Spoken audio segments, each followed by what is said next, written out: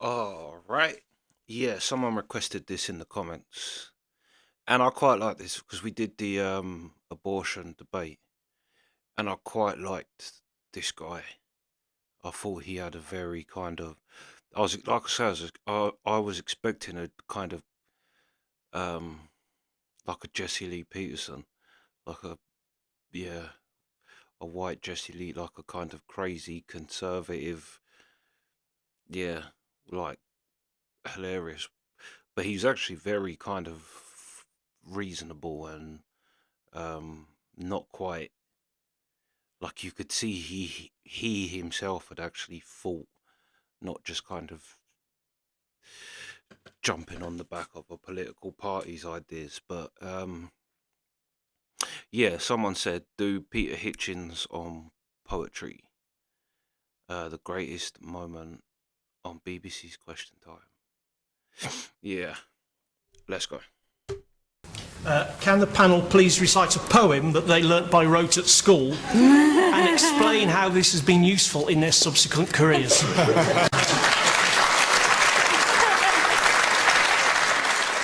I would much rather we looked and said, OK, what works? What actually is effective in teaching kids mathematics, in teaching kids to read and write at an early age? Let's look at what's effective and put it into place. Let's not, but if we're going to change this every 5 years as another government comes in, it's pretty depressing. I think, you know, for my kids, I trust the teachers at our school in Millthorpe in Cumbria and their head teacher to decide the priorities for what my kids should learn rather than some boffin in Whitehall. I'm not going to go at Gove. You are right. I think that it is not the job of politicians to meddle in the minutiae of the curriculum. I think that it is important. I personally find it a bit weird that you would put all your trust in a head teacher, even if that head teacher is great, to put all your trust in them that they know what's best for your child. That's kind of a crazy thing for me to get my head round. Do you know what I mean? But whatever. I think that the league tables were important. I think that it is important for parents to be reassured that children are spending a certain amount of time a week on the basics. But I think otherwise, you know, politicians should listen to the experts, and the experts are teachers. And we have excellent teachers out there, and we should trust them. I mean, I think quite clearly, you know, Gove in the, whenever it was, 60s or 70s, you know, had a childhood that he clearly enjoyed, and he clearly enjoyed being at school. And but you know, I think that he looks at our modern schools and wants to kind of somehow rather import in education that frankly is largely out of date. I don't think that learning the names of the kings and queens of England is the most important thing to learn in history. I think you need to have an understanding of why we are where we are. If you don't understand your history, you are doomed to continue to make the same mistakes. So I think we've got a lot to learn from history, not just learning the names of the kings and queens. But if you listen to Gove, that's the kind of thing that he wants, because that's the sort of thing that was being done in the schools in the 50s and 60s. We have moved on since then. The woman in the front row there. I teach 5-year-olds, and we've been doing poetry, and they love exploring it, they love reading it, they love writing it, their own, etc., etc. Making them sit down and recite poems would just be a waste of my time and a waste of their time. And I would love Michael Gove to actually come into school and try and teach 5-year-olds poetry and see what These proposals that Michael Gove puts forward. You don't want me to pass this test? Well, all right, you can spell accommodate. Okay. Spell accommodate. A-double-C-O-double-M-A-O-D-A-T-E. But I'll do your poem as well, because I've been asked to. Into my heart an air that kills from yon far country blows. What are those blue remembered hills? What spires, what farms are those? It is the land of lost content. I see it shining plain, those happy highways where I went and cannot come again. And I'm very pleased.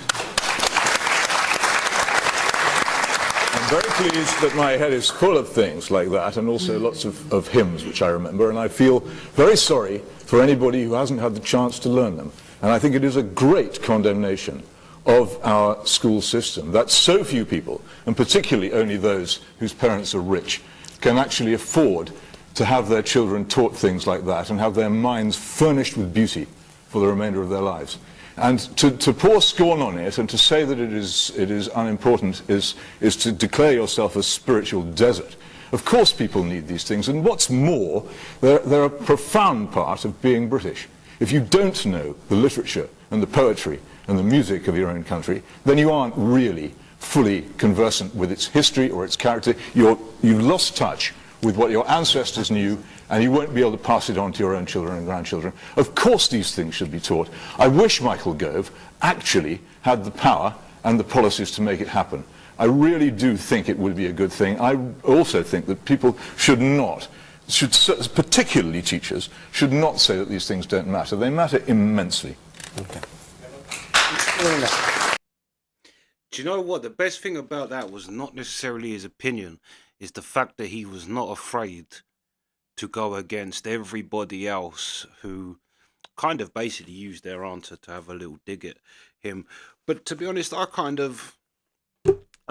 understand as well to a certain point that, to be honest, reading, writing, and being able to count and times tables and all of that, that is important. But so yeah, there are more practical things. But I'd say probably in this day and age,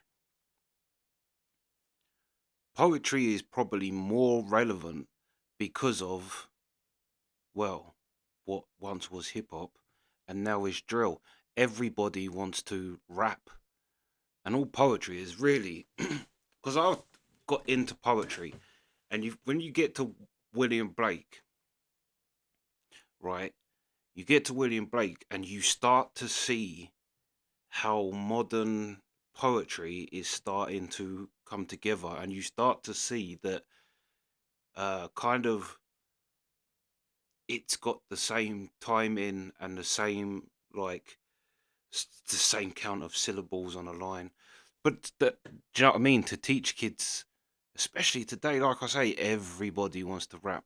And all right, people might not like drill and they might not like hip hop, but it's young people expressing themselves with words, and not only expressing themselves with words, but making them words rhyme and putting meaning. And to be honest, if you look at to actually teach kids, yeah, like it's like basically saying that music isn't important.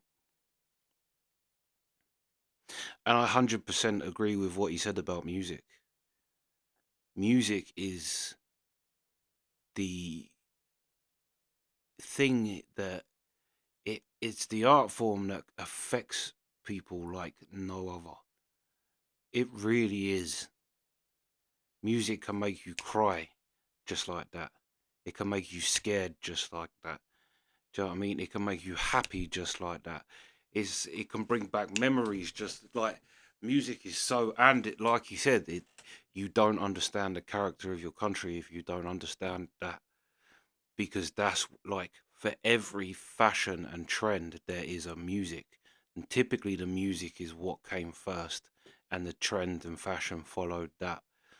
Like, yeah, but I think to say like in this day and age where you actually have the main form of youthful expression is rapping, and to teach them, yeah, to teach them poetry, and not just poetry, but you teach them how like onomatopoeia, alliteration, all them things that, like, if you're going to be a poet and express yourself with words, they are great techniques. And um yeah, but yeah, I think I don't know how old this is, but do you know what I mean? Hip hop, MC, and whatever you want to call it, has been the main expression for young people for pretty much my whole life. You've got much more people that want to rap than want to start a band now. Do you know what I mean? I think, yeah, there couldn't have been a more relevant time for poetry in society, really. literally, with young people. Yeah. But yeah, I think it's crazy about music too, because like I say, music, there's nothing that unites people like music. Do you know what I mean? There's nothing on the, and it's, I heard someone say the reason why music is so um, key to human existence is that it is a metaphor or a symbol of of life. Different instruments doing different things, but in harmony with each other, which is really what society is. Do you know what I mean? It's yeah, yeah.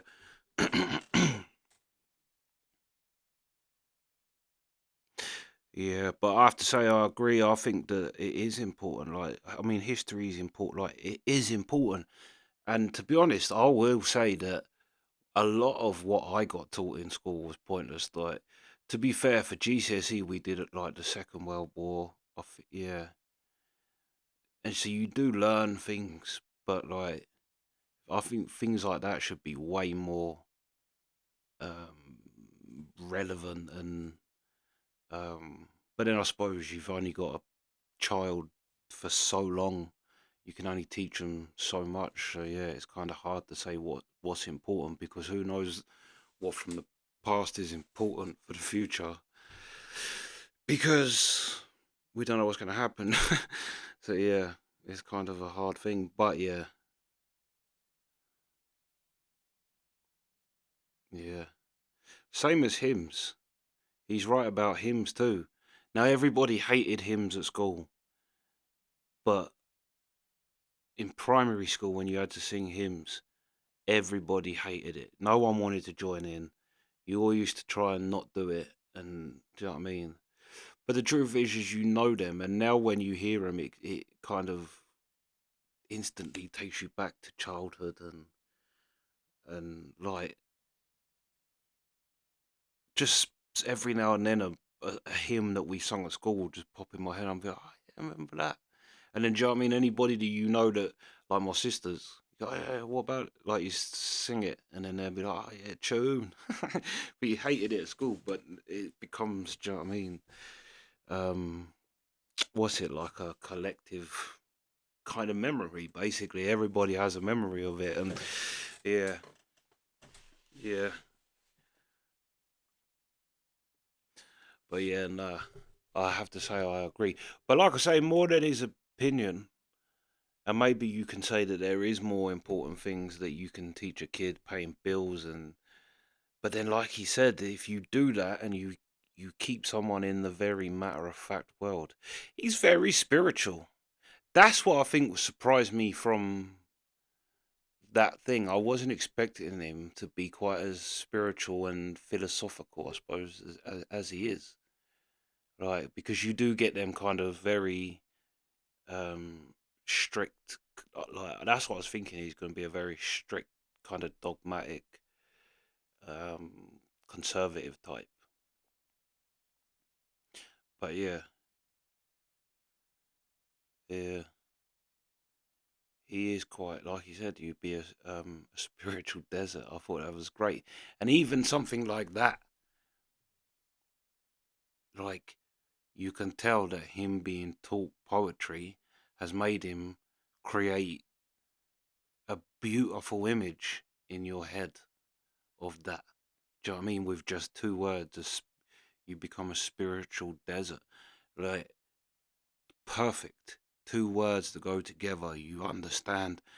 And do you know what I mean? That's something that you get from poetry, that and use of the English language, and yeah, yeah.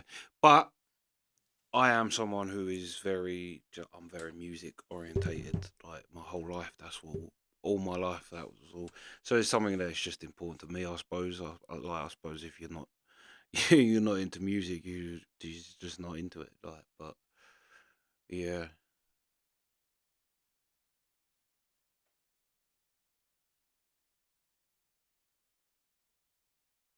And also, if you think kids make up rhymes about kids in their class and what's it? Someone and someone sitting in a tree. KISSING.